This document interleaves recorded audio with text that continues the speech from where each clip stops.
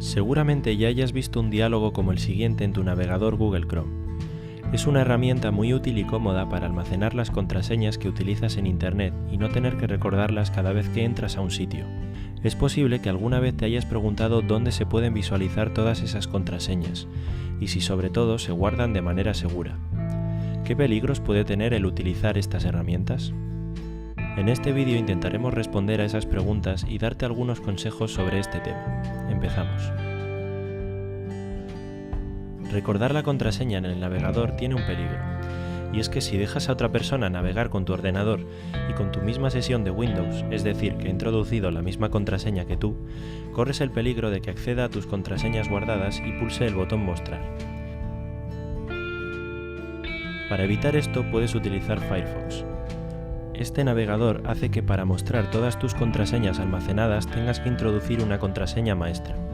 Por lo tanto, solo tendrás que recordar esta contraseña y a cambio tus contraseñas están más seguras.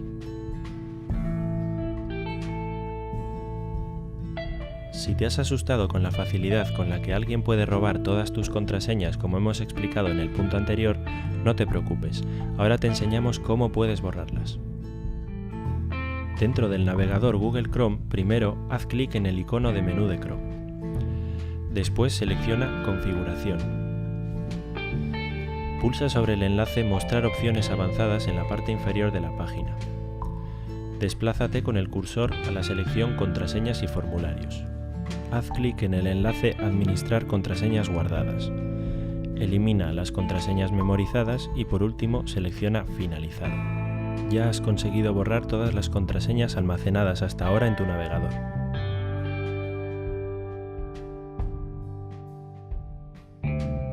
Esperamos que esta información os haya sido de ayuda. Muchas gracias por ver el vídeo.